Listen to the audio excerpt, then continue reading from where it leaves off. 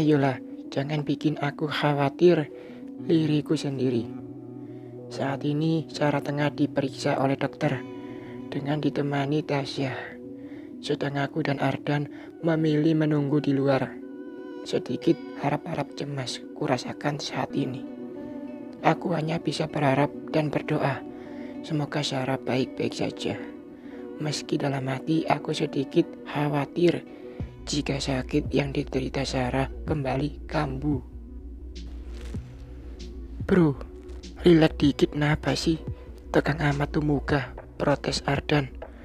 Maklum saja ia masih bujang. Jadi belum begitu merasa bagaimana harap-harap cemas menunggu istri lagi diperiksa. Iya, tapi istriku lagi diperiksa nih. Masa iya aku bisa biasa saja? Ucapku sedikit ketus. Sorry, kamu tenang. Semua bakal baik-baik saja kok. Semoga saja ada kabar bahagia, ucap Ardan dengan senyum mengembang. Entah itu perkataan yang tulus atau hanya untuk menenangkanku saja. Meski begitu, tetap ku aminkan. Tak berselang lama, Tasya muncul dari ruangan dokter. Bukannya langsung menjelaskan apa yang terjadi. Ia malah langsung diam dengan muka sedikit ditekuk, membuat pikiranku semakin berkelana kemana-mana. Sayang, kok diam sih? Apa yang terjadi di dalam? Tanya Ardan pada kekasihnya. Ia seakan bisa mewakili pertanyaan yang tengah berkecamuk di dalam pikiranku. Semua baik-baik saja kok, Am. Hanya saja jelas Tasya menggantung, membuat jantungku semakin berpacu lebih cepat dari biasanya. Hanya apa sah? Istriku baik-baik saja kan? Tanyaku bertubi-tubi. Seakan tak sabar mengetahui hal apa yang tengah terjadi. Santai bro, santai. Sarah enggak apa-apa kok. Justru ada kabar bahagia nih buat kamu. Bentar lagi kamu bakal jadi daddy, terang Tasya, membuatku sangat takjub. Doa-doa aku selama ini seakan terjawab sudah. Allahu Akbar. Alhamdulillah. Ini beneran Syah. Maksud kamu Sarah tengah hamil? Aku boleh masuk ke dalam kan? Ucapku memastikan. Iya benerlah Am. Masa iya berita ginian aku teka ngeprank kamu. Buruan Ki masuk. Sarah nungguin, pinta Tasya. Tanpa banyak kata, aku langsung melesat menuju ruang periksa dokter. Perasaanku kini berubah seketika. Jadi lega penuh haru biru. Yang pastinya aku sangat bahagia. Bentar lagi bakal ku dengar suara tangis bayi tiap harinya. Saat sampai di dalam, kulihat Sarah tengah mengusap perutnya yang masih rata. Ada senyum dan aura kebahagiaan terpancar pada wajahnya. Setelah menyapa Dokter Mirza, aku bergegas duduk tepat di samping Sarah. Dokter, bagaimana keadaan Sarah? Tanyaku memastikan. Karena lebih baik aku pura-pura belum tahu saja berita bahagia ini. Siapa tahu Sarah bakal memberikan kejutan buatku. Sayang, aku seneng banget, bisik Sarah tepat di telingaku. Dokter Mirza tersenyum simpul. Mungkin ia masih bisa mendengar bisikan Sarah padaku. Semua baik-baik saja kok Pak Amran. Dan selamat karena sebentar lagi bakal jadi papa. Dijaga baik-baik ya istri dan kandungannya. Semoga sehat sampai lahiran nanti. Terang Dokter Mirza panjang lebar. Terima kasih dok. Jadi benar Sarah tengah hamil dok, ucapku seakan masih tak percaya. Benar sekali pak. Dan kandungannya tengah memasuki usia 8 minggu ini. Jangan lupa dijaga makan dan vitaminnya. Kalau bisa, aktivitas harian yang berat agak dikurangi ya. Kandungan usia muda masih sangat rawan, Bu. Jelas dokter Mirza lagi. Baik dok, makasih banyak. Doakan sehat sampai lahiran kelak ya, balas Sarah. Tangannya terus mengusap lembut parut ratanya. Itu pasti Bu, ini resepnya bisa langsung diambil di apotik ya. Semoga sehat selalu, pungkas dokter Mirza. Baik dok, kalau gitu kami permisi ya. Terima kasih banyak atas kerjasamanya, ucapku. Sebelum kami benar-benar keluar dari ruangan yang penuh dengan alat kesehatan itu. Sampai di luar, Tasya menyambut Sarah dengan pelukan hangat. Tak lupa, ucapan selamat mereka ucapkan bertubi-tubi pada kami. Dua kebahagiaan kami dapatkan hari ini. Kami berpisah tepat di area parkir klinik Dr. Mirza. Ardan dan Tasya pergi dengan mobil Ardan, sedang aku sudah bisa dipastikan langsung pulang bersama Sarah. Dalam hati aku berjanji bakal menjadi suami siaga buat Sarah. Sayang, pengen mampir kemana dulu mungkin, tawarku pada Sarah. Enggak usah, kita langsung pulang saja ya. Aku mau istirahat, ucap Sarah singkat. Sepertinya ia benar-benar kecapean. Sepanjang jalan, matanya terus terpejam. Hingga saat sampai rumah, ia tertidur dengan pulasnya. Karena tak tega membangunkannya, dengan hati-hati ku bopong tubuh Sarah menuju kamar pribadi kami tepat di lantai 2. Sampai di atas, ku turunkan tubuh Sarah tepat di ranjang kami.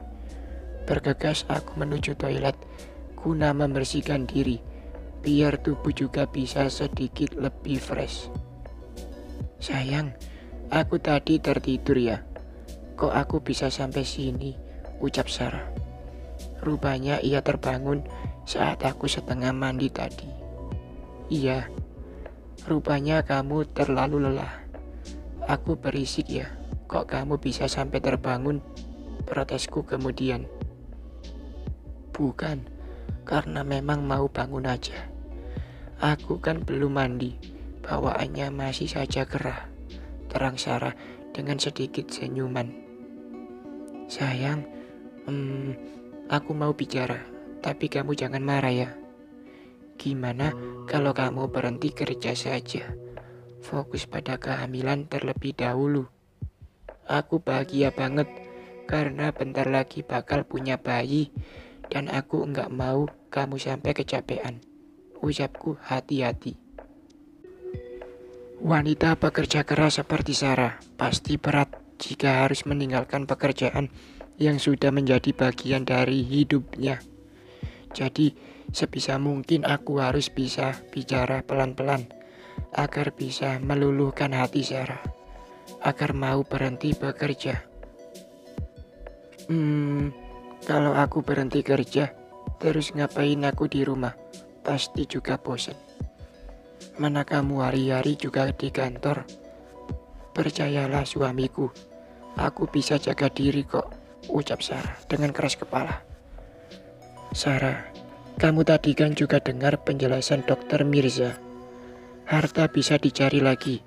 Yang terpenting dan tersegalanya bagiku saat ini adalah kamu dan calon buah hati kita, bisikku tepat di telinganya. Ku genggam erat tangannya, seraya mengusap lembut parut yang masih terlihat rata itu. Sayang, tapi aku takut bosen dan kesepian, protes Sarah. Sepertinya ia bisa sedikit melunak. Soal itu jangan khawatir, ntar aku cariin asisten rumah tangga, biar kamu ada temennya saat ku tinggal kerja. Ibu hamil harus happy terus, ucapku. Ku jatuhkan kecupan hangat tepat di pucuk kepalanya. Iya deh, ntar aku pikir-pikir dulu. Lagian kita kan juga belum bertemu bos besar, ucap Sarah. Sedikit bisa membuat hatiku lega. Bos besar juga menunggu kabar kehamilanmu. Sekarang buruan mandi dulu, Jangan lupa pakai air hangat biar enggak kedinginan. Kamu mau makan apa? Tanyaku pada Sarah. Apa sih? Enggak, aku masih kenyang sayang. Tapi kalau susu hangat aku mau banget, ucap Sarah. Buru-buru ia melangkah menuju toilet. Dan aku tentu saja langsung menuju dapur, menyiapkan susu hangat kesukaan Sarah.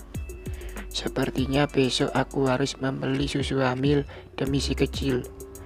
Untuk pengganjal perut, tak lupa aku panggang lembaran roti tawar dengan olesan selai coklat. Tak berselang lama, Sarah sudah turun dan langsung menuju segelas susu yang telah aku siapkan untuknya. Ibu hamil memang auranya beda, apalagi jika ia sedang tersenyum, membuat hatiku semakin nyaman dan diliputi kebahagiaan. Rotinya dimakan sayang, udah aku panggang khusus buat kamu, pintaku pada Sarah. Aku masih kenyang, kamu aja yang makan, tolak Sarah. Ia masih saja menolak buat makan malam. Ayolah Sarah, demi anak kita, kamu makan ya. Berdua deh biar adil, bujuku lagi. Entah mengapa bawaannya posesif terus sama dia. Iya, aku makan, ucap Sarah mengalah. Dengan setengah hati, ia memasukkan potongan demi potongan roti berselai coklat hasil karyaku. Biar saja makin gendut, yang terpenting sehat dan si Utun tidak kelaparan. Tok, tok, tok. Sayang, siapa tuh yang datang? Tanyaku pada Sarah. Mana aku tahu, biar aku lihat dulu aja kali ya, ucap Sarah. Ia sudah mulai beranjak dari tempat duduknya. Kamu duduk saja di sini, biar aku yang lihat. Rotinya habisin ya, pintaku sebelum berlalu. Masa iya aku tega membiarkan ia berjalan sendiri, sedang aku lagi santai-santainya menikmati sajian teh hangat. Betapa terkejutnya aku saat tahu siapa yang datang. Tak kuduga dan tak kukira sebelumnya. Kamu Mbak Meisa kan? Ucapku sedikit terkejut. Iya Mas Amran. Apa Mas Amran tahu di mana Wisnu sekarang? Tanya Meisa. Benar-benar wanita bodoh, masih saja peduli dengan pria yang masa depannya tak bisa diharapkan. Mana saya tahu Mbak, yang jelas sudah tak tinggal lagi di rumah itu, ucapku sedikit ketus. Terus di mana dong Mas? Aku lagi mengandung benih dari Wisnu, lirih Meisa. Mana saya tahu Mbak, lebih baik Mbak tinggalkan saja cowok macam Wisnu itu. Benar-benar tak bisa diharapkan dan kelakuannya di luar batas, ucapku mencoba memberikan sedikit saran. Yang namanya bucin kali aja didengar. Maksud Mas Amran apa? Jangan bilang yang enggak-enggak ya Mas, ucap Meisa sedikit ketus. Wisnu hampir saja, Sarah. Untung saja ada yang mengetahui. Udah deh Mbak, lupakan saja cowok mokondo macam dia, ucapku sedikit kesal. Hah? Yang benar saja Mas, benar-benar keterlaluan dia. Udah dikasih hati, masih saja minta jantung, ucap Meisa tak kalah kesal. Nah, itu tahu. Lebih baik balikin tuh lagi Mbak. Udah mapan mana tajir lagi. Wisnu mana bisa diharapkan, pungkasku kemudian. Berharap wanita itu segera beranjak dari rumahku. Khawatir juga jika Sarah tahu, pasti ia bakal teringat akan kejadian waktu itu. Ya udah deh, aku pergi dulu ya Mas. Doakan semoga suamiku mau kembali memaafkanku. Pamit Meisa. Aku mengangguk pelan, seraya mengantar kepergiannya. Setelah memastikan ia benar-benar pergi, langsung ku kunci rapat pintu rumah. Segera ku susul Sarah yang masih duduk santai di ruang makan. Sayang, siapa sih? Tanya Sarah penasaran. Bukan siapa-siapa kok. Cuma tetangga sebelah mau minta nasi. Aku bilang saja udah habis, ucapku asal. Maafkan aku Tuhan, harus sedikit berbohong. Ya, malu dong. Masa mau minta nasi aja nggak ada. Biar besok deh aku minta maaf sama Bu Wati. Bisa-bisa jadi biang gosip satu komplek, ucap Sarah sedikit kecewa. Aduh sayang, nggak perlu, ucapku berusaha setenang mungkin. Udah, biarin aja. Kamu diam saja. Istrimu ini bisa kok mengambil hati Bu Wati, terang Sarah dengan senyum mengembang. Aduh, rupanya aku tadi salah dalam beralibi.